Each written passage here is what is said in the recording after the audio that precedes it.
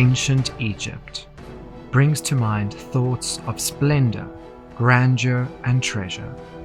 It's extremely familiar to us through mummies, pyramids, and tombs, but not so often for the idea of internal family drama, much the same as many have today, just slightly more sinister. Although there are more well-known stories from the ancient world that we think we are familiar with, there are many that don't seem to make it into the mainstream. We all know the overtold story of Tutankhamun. Don't get me wrong, I love any new information on that period of time, and it is always beautiful to look at. However, I want to tell a story that has not received much to almost no attention at all.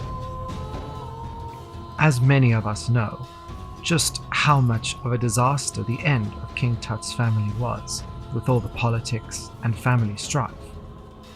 Although the next family line would be almost as complicated, if not more. The 19th dynasty, also known as the Ramesside period, is one of the only dynasties that we could possibly look at each successor's mummy, and using facial reconstruction, we can get an idea of the complete image of the family line. How did a young king and a female pharaoh bring about the final days of the Ramesside family?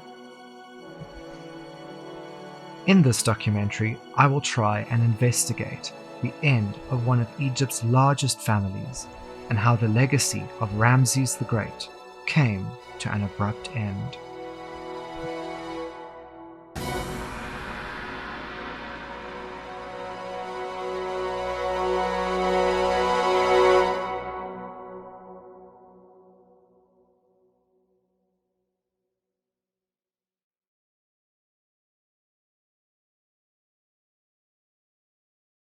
So, where do we start? The final pharaoh of the 18th dynasty was Horemheb. Horemheb basically seized the throne from Pharaoh I, who had succeeded Tutankhamun by marrying Tut's sister after Tut had died. Yes, I know this all sounds extremely complicated and dramatic, but what else did they have to do back then? Horemheb, who had no children, appointed Ramses I as his co-regent, and finally, as official successor. The founder of the 19th dynasty, Ramses I, was born to a noble family in the Nile Delta region of Avaris, which was the Hyksos capital just a few years prior and was still occupied by many foreigners. His father was a troop commander, and his mother was the overseer of the harem of Amun.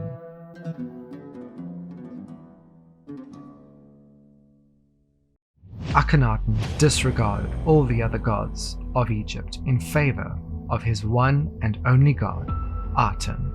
Thus, by the time of Horemheb, the country was rapidly reinstalling all of the other gods of Egypt. The Hyksos, who were eventually expelled from their short rule of Egypt, had arrived around the 17th dynasty, over 100 years before Horemheb. The god that they found favor in was Set, the god of the desert, chaos, and foreigners. Ramses I was the high priest of Set. He was instrumental in the restoration of the old gods with Horemheb through his position of high priest of Set, as well as knowing Horemheb prior to him being a pharaoh, as they both served in the army of Tutankhamun and Akhenaten.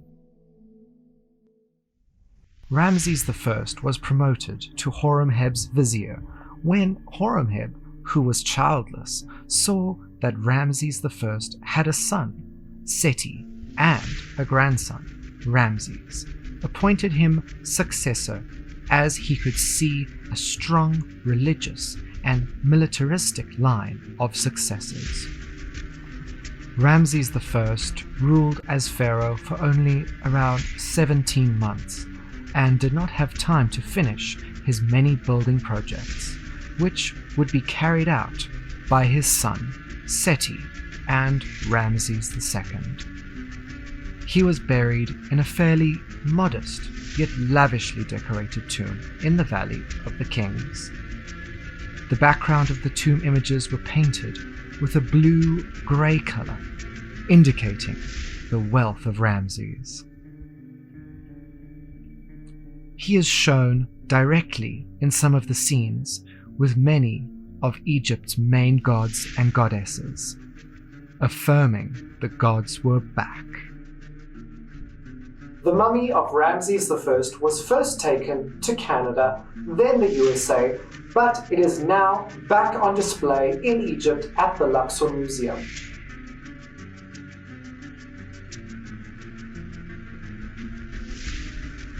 He died as an old man in his late 60s.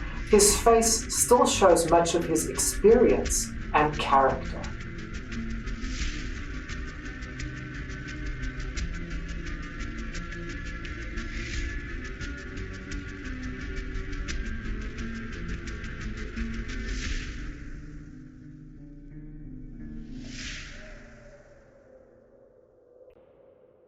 Seti I, named after the god Set by his father and predecessor Ramses I, ruled for around 15 years. His reign can be seen as the ultimate period in Egypt's history, with many people moving to Egypt from foreign countries, as the economy was booming.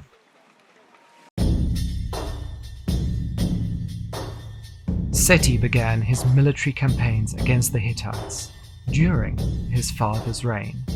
He re-established the old routes of the delta via the fortresses en route to Canaan and Syria. During his reign, Seti fought several battles. He regained Nubia as a colony of Egypt and went north all the way to Turkey to expand Egypt's empire. Seti and his son Ramses had a close relationship, and Ramses would be by Seti's side most of the time, where he was learning how to rule Egypt from Seti. At the age of 16, Ramses accompanied Seti on a campaign into the north, where they defeated the Hittites and the Amurru peoples. Seti also went into Lebanon, where he went to war over trees. As you come out of the hypostyle hall, on the side here, it's the battle of Seti I with Lebanon. And this battle was started about wood because Seti wanted these specific trees from Lebanon, and the Lebanese did not want to give it to Seti. So he went in, he fought against them. You can see Seti riding in on his horse and his chariot, killing the people, fighting, and then eventually at the top, the leader of Lebanon surrendering and giving the trees over to Seti. And this was built by Ramses II to tell the story of his father. He wanted people to remember what his father did. And if you come around the corner, here we see Seti riding back on his chariot, showing different battles that he was fighting against all the other people that were opposing Egypt. And as he comes here, we see Seti crossing the Nile. And this is a great image because we see the Nile, we've got the reeds on either side, and in between we have fish and crocodiles. That's how you know it's the Nile. And as he comes back, the people of Egypt are offering bread and incense to Seti. He's got his captives, and here is Seti giving offerings back to Amun, saying, "Thank you, Amun, for giving me the strength to fight my battle." All of the campaigns would be successful for a short period, as by the time of Ramses II, when he became king, battles were a necessity to maintain Egypt's wider borders.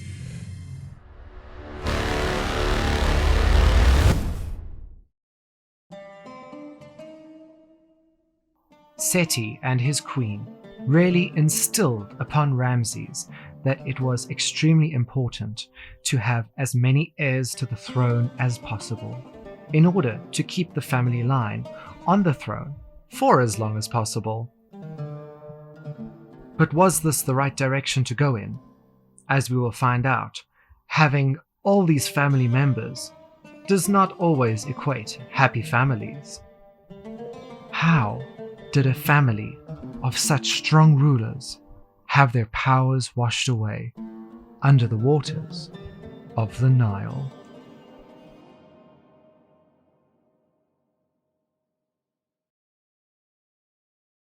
In year 11 of Seti's reign, he elected Ramses II as co-regent. Thus, by the time Ramses, when he became pharaoh, he was well aware of what was required to make his rule a success. Seti began extravagant building projects throughout the land. If their legacy was in stone, it would last forever. That is actually how we know so much about this period in history. You have to remember that this is a new family and they were not of royal birth.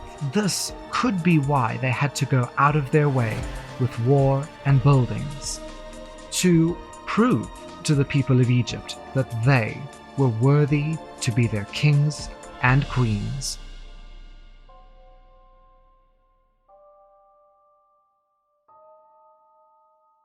Seti I built at Luxor and Karnak by expanding and starting the hypostyle hall and making the almighty god of the Egyptians, Amun, the center of their world again. He also built at Aswan, Komombo, his mortuary temple on Luxor's west bank, and buildings at almost every major site in the land.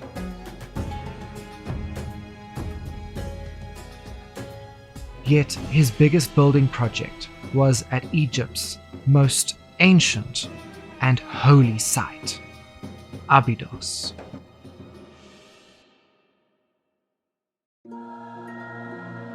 The Temple of Abydos. Here, Seti showed the wealth and splendor of Egypt, and at the same time, reaffirming its devotion to the gods.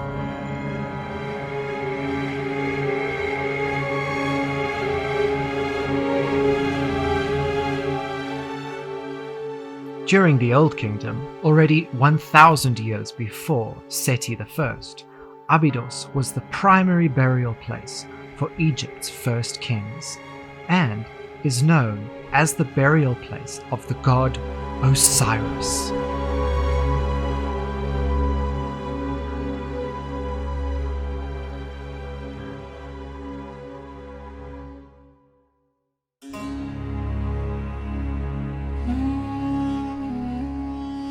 Because Seti died young, around the age of 37, he did not complete his buildings. Even his own tomb, which would become the deepest tomb in the Valley of the Kings, would not be completed.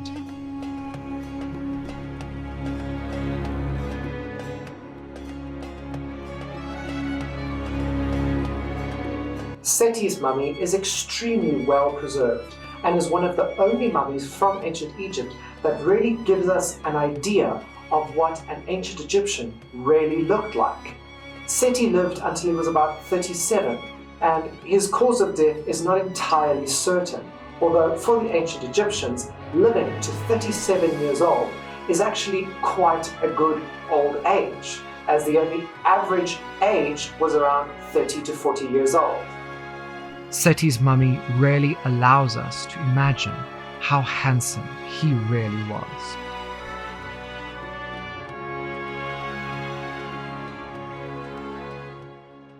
Seti I has one of the most beautifully preserved faces. He's very regal looking and looks incredible. So when he was CT scanned recently, it was discovered that he has a lot of subcutaneous packing.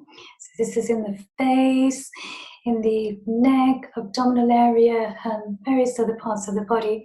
So this is actually what creates his fantastic, realistic looking mummies. He looks amazing. When Seti died, his son, Ramses II, became pharaoh. Born in the same town as his father and grandfather, Avares, Ramses was clearly exposed to several cultures at a young age. Already well educated by his father on how to rule, Ramses became one of Egypt's best pharaohs.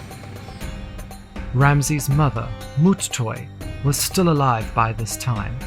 She trained Nefertari, Ramses' first and chief wife, into becoming the ultimate queen. She also made a point of teaching Ramses and Nefertari the importance of producing many heirs to the throne.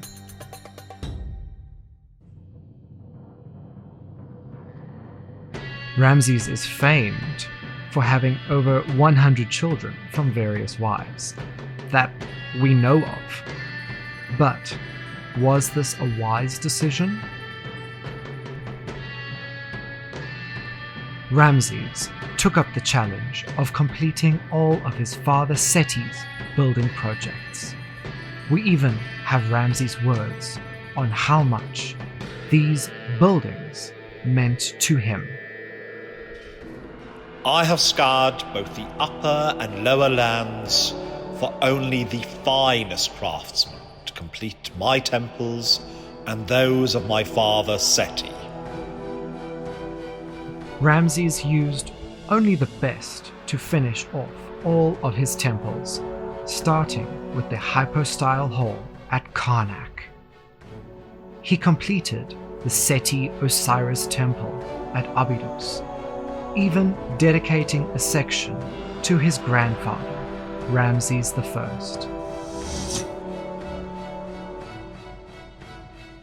Then, Ramses began his own building projects, building up and down the Nile. He built his temple next to Seti's at Abydos.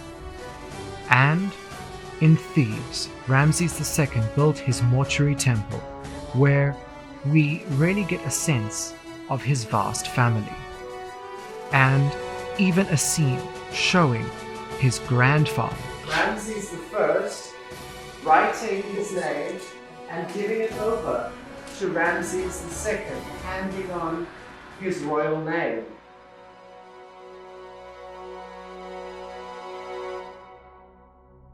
Even though we don't have Nefertari's complete mummy, we get an idea of what she looked like.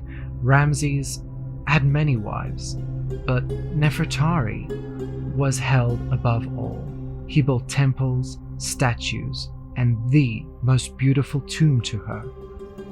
In the tomb, we have the best idea of what she looked like. We know the Egyptians drew mostly in profile, however, using a frontal view of the eye.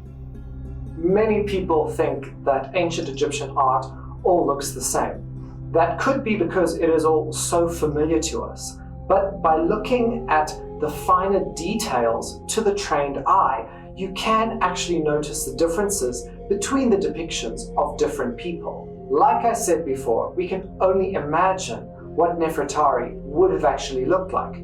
However, using her profile and statues and the depictions of her that we have, we can create a composite of what she could have looked like.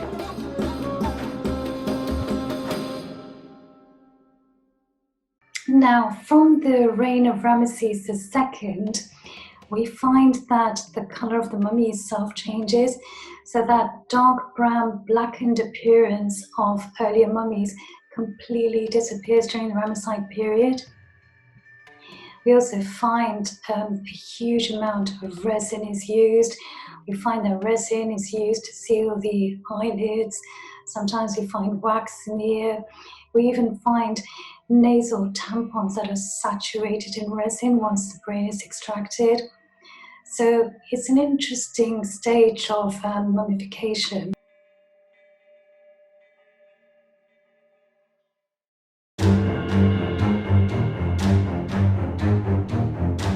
Ramses is famed for his military prowess.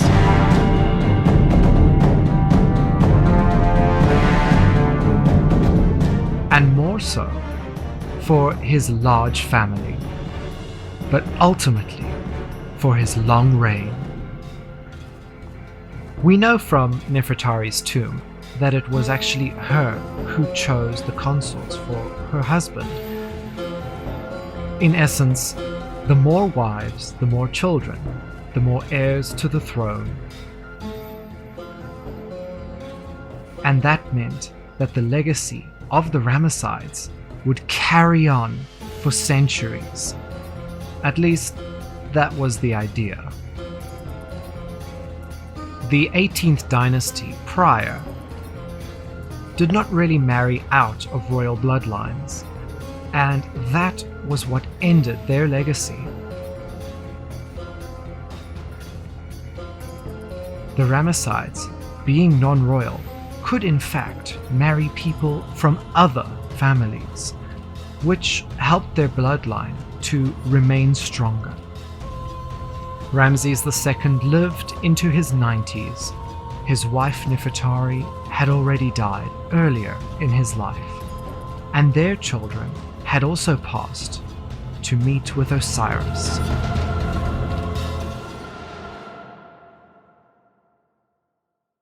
Ramesses II, who is probably one of the most famous mummies from the Ramesside period, his mummy also displays signs of being embalmed to a very high standard. He was first studied by Grafton Elliott Smith during the early 1900s, and then in 1976 he was taken to France to undergo conservation treatment, and recently he's been CT scanned, so he's been studied extensively, so we know quite a bit about him. So what we find is that his brain has been removed and his cranial vault has been filled with molten resin. We also find that he probably died between the ages of 87 to 92. And he should have had grey hair, but his hair's actually been dyed sort of a reddish blonde. Now, it was initially thought that this could be the result of mummification, whereby the natron has dyed his hair blonde.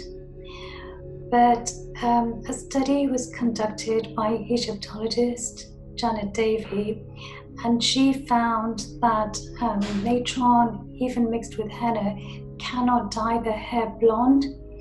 So it couldn't have been because of the mummification process. So it could be that the embalmers dyed his hair deliberately to make him look youthful for the afterlife. Everybody wants to look their best in the afterlife. It could even be that Ramesses himself was dyeing his hair during his own lifetime.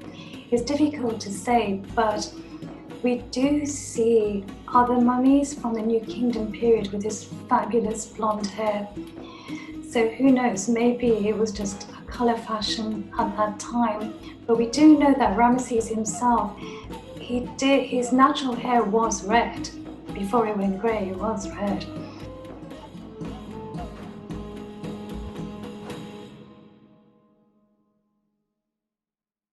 When I first saw the mummy of Ramses II in person, I stood in front of him and I cried. I could not move for about 10 minutes. You hear so many stories about this man, but to actually stand in front of him, sort of face to face, it was as if he was speaking to me across thousands of years.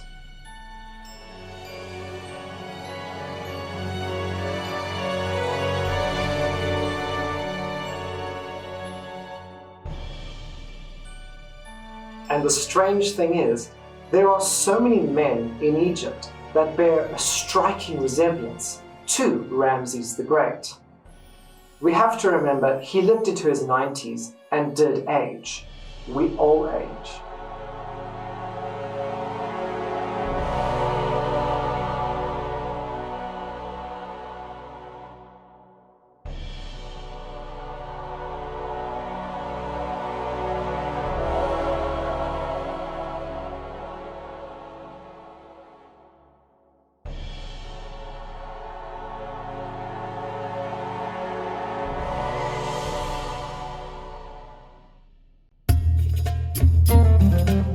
it would be Ramses' 13th son from his second wife, Tawosret, who would eventually succeed him. Merenptah, the fourth pharaoh of the 19th dynasty. During his father's life, he became the overseer of the army and was ultimately named as Ramses' successor in year 55 of Ramses' reign. Merenptah was trained by Ramses and probably fought in battle with Ramses at least once. He was probably around 60 years old when he became pharaoh. In his 5th year, Merenptah went to battle against the Sea Peoples, who had formed an alliance with the Libyans. This battle was a success for the Egyptians, who were able to keep their enemies at bay. He was married to his probable full sister, named after their mother, Nofret. They had a son, Seti II, and a daughter named Tawosret. It is believed that Merenptah was married to Takhat, and they had a son who would cause many internal family issues, named Ramesses. Merenptah did build and erect statues, but nothing on the scale of Ramses the Great. He is known to have a well-decorated mortuary temple between the Ramesseum and the temple of Amenhotep III. However, today it lies in complete ruin. Merenptah died in his 70s and was buried in a large and lavishly decorated tomb, based on a similar design to his father Ramses II and his grandfather Seti I. In the tomb, the full glory of the dynasty is evident, with Merenptah at the center, with the gods. In only a few short years, their dynasty would encounter a sharp decline, not because of war or economic problems, but because of family jealousy. Merenptah's mummy is quite unique, the paint being applied to his face, particularly the eyeliner and eyebrows, which give us an indication of what the pharaoh actually looked like. Around his neck is a thin chain with what appears to be gold coins. He probably received this from Greece and chose to be buried with it as a reminder of his and his father's good relations with the Greeks. Unlike his father, Ramses, and his grandfather, Seti, Merenptah does not appear to have had red hair.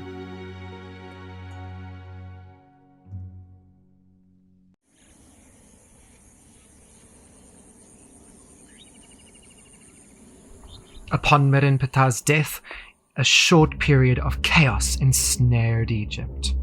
The general time of mummification is 70 days. In this period, Egypt is almost left in a state of limbo. Anything could happen. Merenptah's son, Seti II, was meant to become the pharaoh, although, with such a large family that Ramses had left behind, a direct son of Ramses II would probably have seen himself as a better fit for the heir rather than the late pharaoh Merenptah's son. And as we know, Ramses had many sons who would have wanted the crown for themselves. This period in history becomes extremely complicated and hard to pinpoint the exact facts and chronology. Seti II was named pharaoh. However, within the first year of rule, a rather obscure man named Ramesses left Egypt divided. Some suggest that Ramesses was the son of Takhat and Merenptah, making Ramesses the brother of Seti II. Yet some believe that he was the actual son of Ramses II, who felt that he was the rightful king and not Seti II. Although Seti II was named as heir by his father Merenptah, it appears that some in the court supported Amenmesse and thus crowned Amenmesse as pharaoh. Seti II and Tawosret, believed to be siblings, appointed a man named Bey as chancellor. He was almost likely from Syria.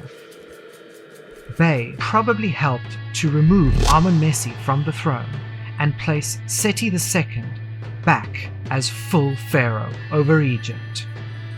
Did Seti II kill Amenmesse, his own brother or uncle? Or did Chancellor Bey have something to do with the disappearance of the obscure, short-lived pharaoh? But what physical clues did Amenmesse leave behind during his short reign?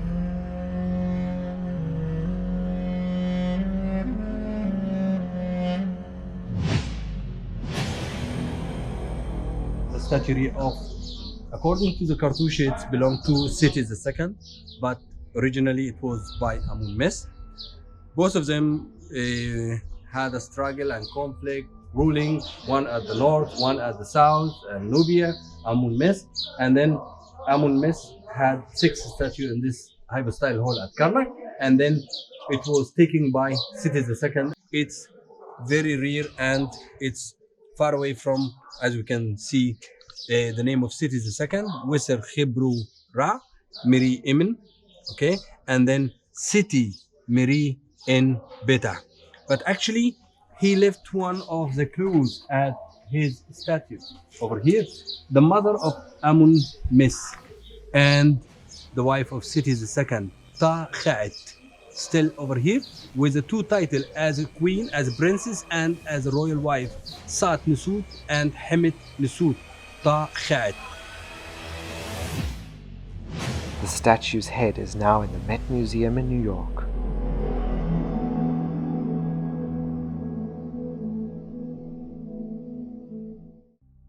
We all know that families can have feuds and fights. However, this event seems to be a lot more sinister.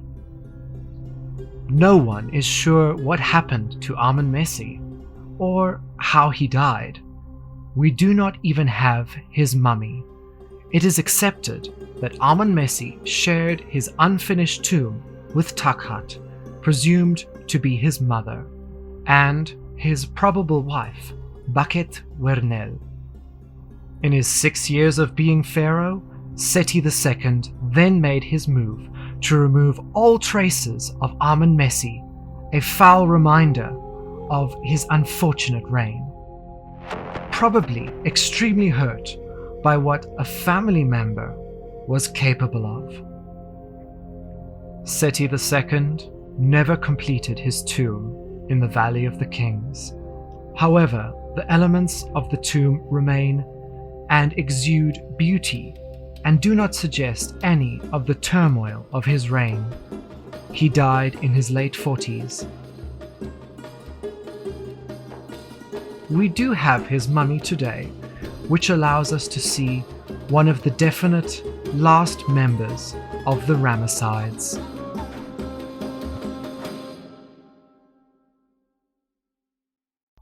Although there were still many members of Ramses II's family left to claim pharaohship, it appears that Chancellor Bey was determined to help keep the line of Seti II on the throne, and thus had made provisions to have a young boy named Siptah, a son of Seti II from a minor wife, to be crowned as pharaoh.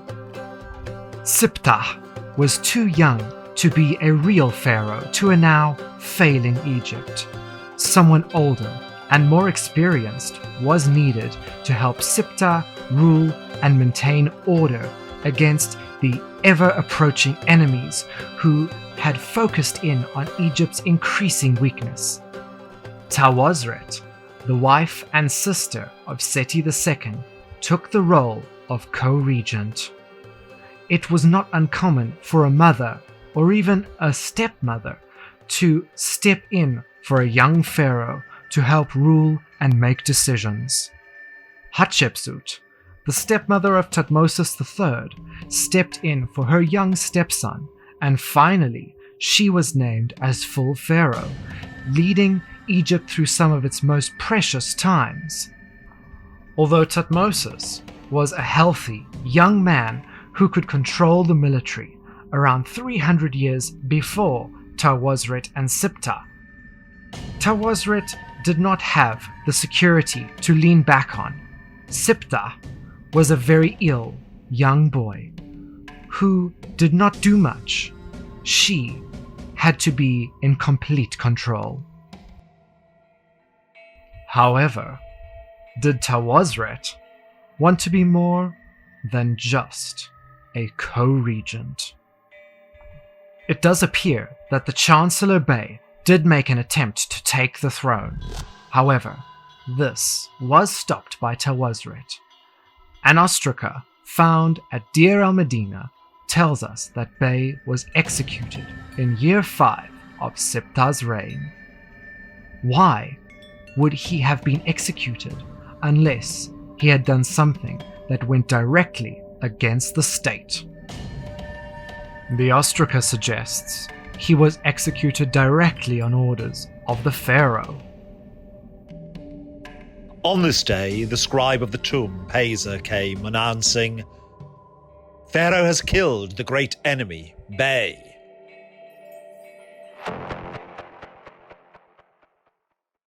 Bey was afforded a tomb, though, in the Valley of the Kings, a place that was only for royalty, apart from the burials of Tuya and Yuya, the grandparents of Tutankhamun.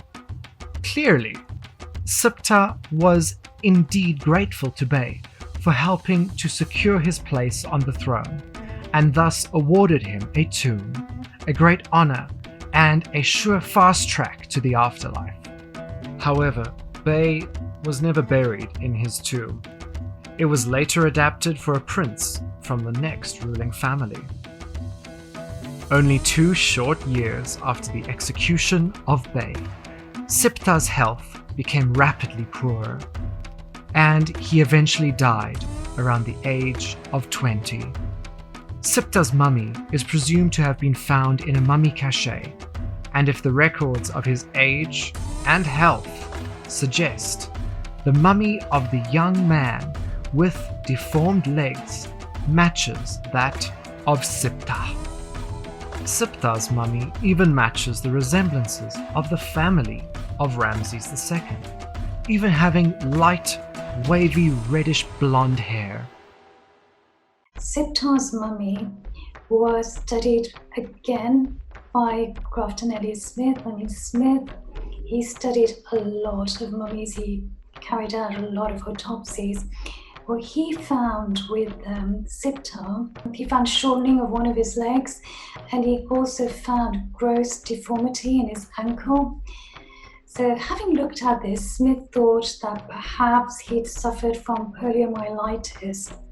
The only problem with this diagnosis is that the presence of poliomyelitis in ancient Egypt is still inconclusive, so we're not sure.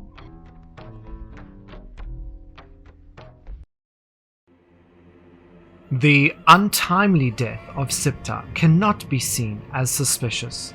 However, it worked perfectly for his stepmother and co-regent, Tawosret, who did not have to contest with the now executed Bey and her deceased predecessor. She became a fully fledged pharaoh. As you might have guessed, in Egypt, a female pharaoh was not always accepted. Women had many rights, but they wanted a man to be in charge of the affairs of the country.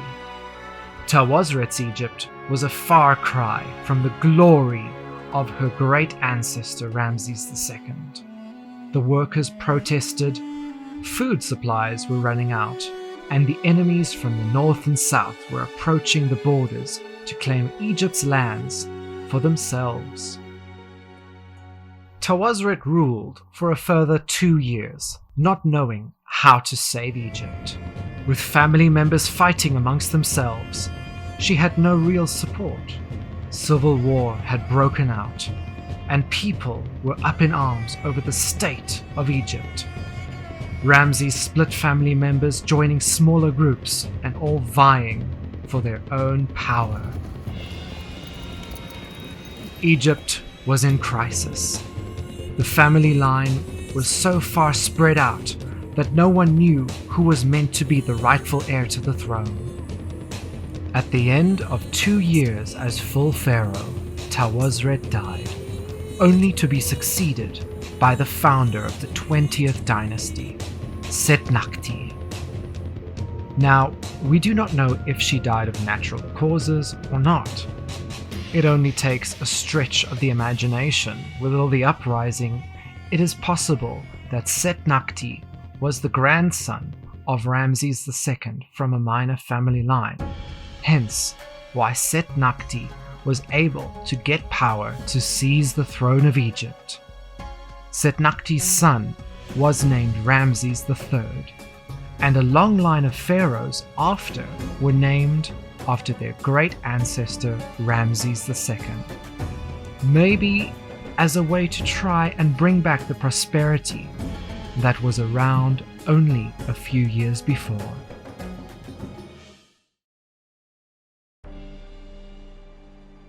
Tawosret had her own tomb prepared, an extremely beautifully decorated tomb, which she had extended from a tomb started by Seti II. However, she was not laid to rest in the tomb. Seti claimed the tomb for himself and altered many of the scenes showing himself, rather than the female pharaoh who had preceded him. Tawosret's presumed mummy was found in a cache along with Siptah. She was found with many pieces of exquisite jewelry, rings, necklaces, bracelets, and diadems, all bearing her family members' names, such as Ramses II, Seti II, Siptah, and herself. A silver bracelet was found with the mummy, with a beautiful scene showing Tawosret and Seti II enjoying wine together. The mummy, presumed to be Tawosret, really indicates the beauty of a queen, with her auburn hair curled into ringlets and what appears to be the indication that she had been wearing a tight cloth that was wrapped around her head that would have been worn under her crown. Is this the face of the final pharaoh of the Ramesside family? A female pharaoh fallen from grace, cut down out of pure jealousy. Tawosret.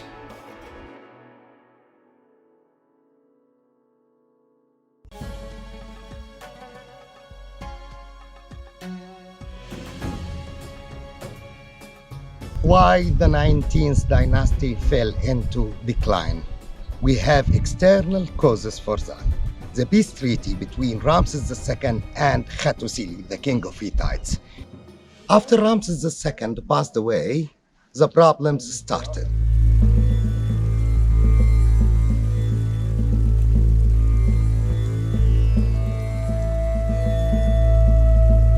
We have two powers rising up, Hittites and Assyrians. The Assyrians, they were enemy to Hittites. They wanted to gain power, so they controlled all the trade routes between Mesopotamia and Anatolia, and also their influence extended until Syria and Palestine. And they dominated, controlled all the sources of copper. They moved to attack Cyprus and other islands in Aegean Sea to get the copper they needed to their industry. It's provoked the sea people to attack the Hittites and their ally, the Egyptians.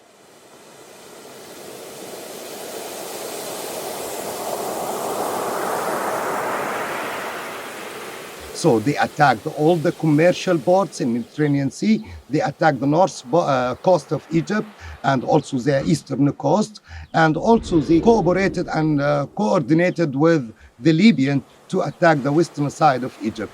All of this happened during 30 years from Merenptah time until Seti when he made his military coup to finish all of this chaos and the inner conflict between the 19th dynasty and started a new dynasty.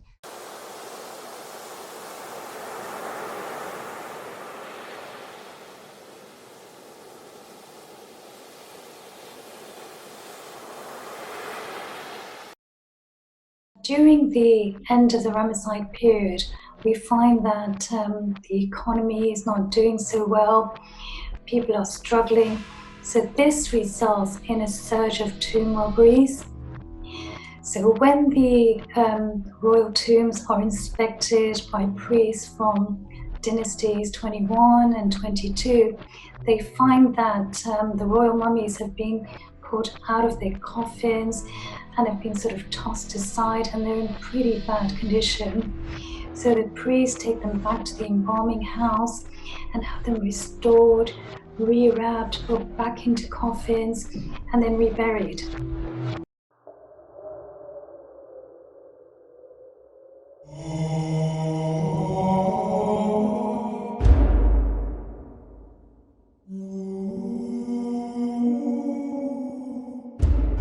The 19th dynasty, a family line of rulers that started out from non-royal beginnings, raising Egypt to its ultimate zenith,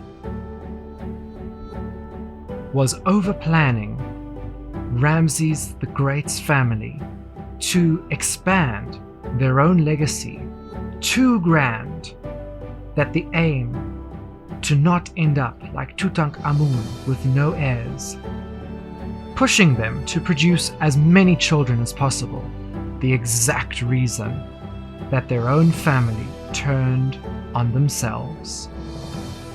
Ramses I, Seti I, Ramses II, Merenptah, Seti II, Siptah, and Tawosret. These are the faces of the rise and fall of the great family of Egypt.